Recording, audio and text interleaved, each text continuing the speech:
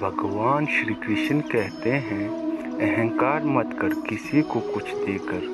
क्या पता तू दे रहा है या पिछले जन्म का कर्ज चुका रहा है। गीता में लिखा है, क्रोध से भ्रम पैदा होता है, भ्रम से बुद्धि व्यग्र होती है, जब बुद्धि व्यग्र होती है तब तर्क नष्ट हो जाते हैं, जब तर्क नष्ट हो जाते हैं तो व्यक्ति का पतन शुरू हो जाता है। समय कभी नहीं रुकता। आज यदि बुरा चल रहा है तो कल अवश्य अच्छा आएगा। आप केवल निस्वार्थ भाव से कर्म कीजिए और वही आपके हाथों में है। अगर आपको गुस्सा दूसरों की कमियों पर आ रहा है तो असल में कमी आपके अंदर है। दूसरों के लिए क्रोध में कहे गए गलत शब्द शांत होने पर आपको ही अपनी नज़रों में नीचे गिरा देंगे। गलती और गुस्सा दोनों एक दूसरे के दोस्त हैं। गलती करने से गुस्सा आता है और गुस्सा आने पर गलतियां होती है।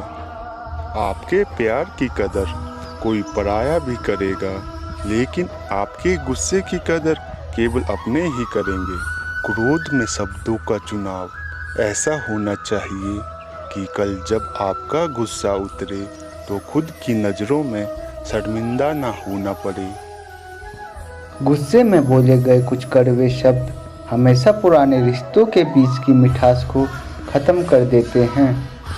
यदि आप सही हैं तो आपको गुस्सा होने की ज़रूरत नहीं, और यदि आप गलत हैं तो आपको गुस्सा होने का कोई हक नहीं। गुस्से में बोला गया एक कठोर शब्द इतना जहरीला बन सकता है कि आपकी 1000 प्यारी बातों को 1 मिनट में नष्ट कर सकता है।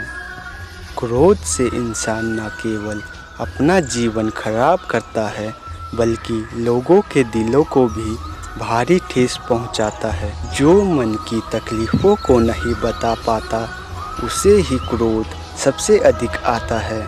गुस्सा आना अस्वस्थ दिमाग की निशानी है। गुस्से को नियंत्रण करना स्वस्थ मन की निशानी है।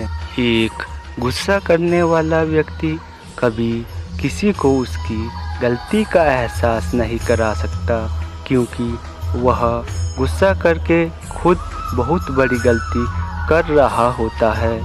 क्रोध को पाले रखना गरम कोयले को किसी और पर फेंकने की नीयत से पकड़े रखने के समान है। इसमें आप स्वयं ही जलते हैं।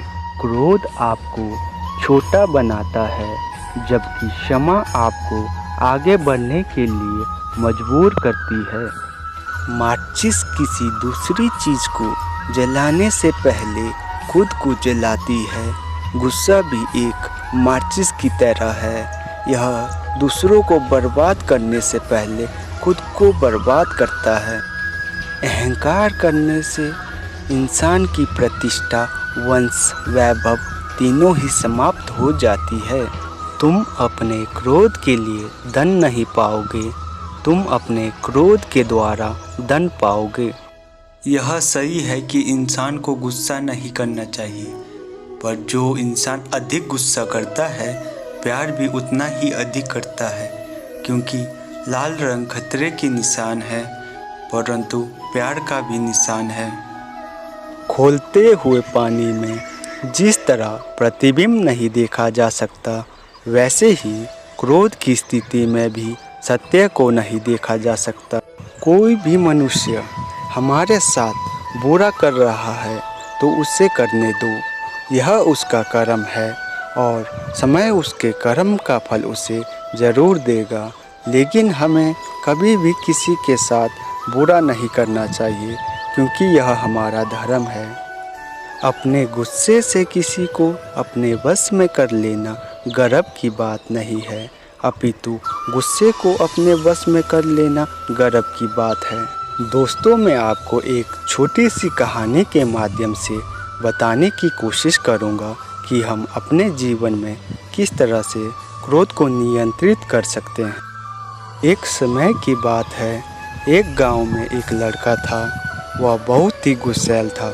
छोटी छोटी बातों पर अपना आपा खो बैठता और लोगों को भला बुरा कह देता। उसकी इस आदत से परेशान होकर एक दिन उसके पिता ने उसे कीलों से भरा हुआ एक थैला दिया और कहा कि अब जब भी तुम्हें गुस्सा आए तो तुम इस थैले में से एक कील निकालना और बाड़े में ठोक देना। पहले दिन उस लड़के ने 40 बार गुस्सा किया और इतनी ही कीलें बाड़े में ठोक दी। धीरे धीरे कीलों की संख्या घटने लगी और उसे लगा कि कीले ठोकने में इतनी मेहनत करने से अच्छा है कि अपने क्रोध पर काबू किया जाए। और अगले कुछ हफ्ते में उसने अपने क्रोध पर बहुत हद तक काबू करना सीख लिया। एक दिन ऐसा भी आया कि उस लड़के ने पूरे दिन में एक बार भी गुस्सा नहीं किया। जब उसने अपने पिता को यह बात सुनाई तो उन्होंने फिर से एक काम दिया। उन्होंने कहा कि अब हर उस दिन जिस दिन तुम एक बार भी गुस्सा ना करो, इस बाड़े से एक कील निकाल देना। लड़के ने ऐसा ही किया और कुछ समय बाद वह दिन भी आ गया जब लड़के ने बाड़े में लगी आखिरी कील भी निकाल दी और अपने पिता को खुशी से यह बात बताई।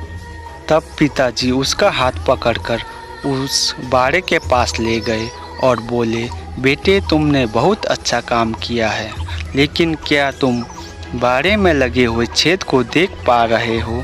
अब वह बाड़ा कभी भी वैसा नहीं बन सकता जैसे वह पहले था। जब तुम क्रोध में कुछ कहते हो तो वह सब भी इसी तरह सामने वाले व्यक्ति पर गहरे घाव छोड़ जाते हैं। इसलिए अगली बार अपना आपा खोने से पहले यह ज़रूर सोच लेना कि यह सामने वाले व्यक्ति पर कितना गहरा घाव छोड़ सकता है।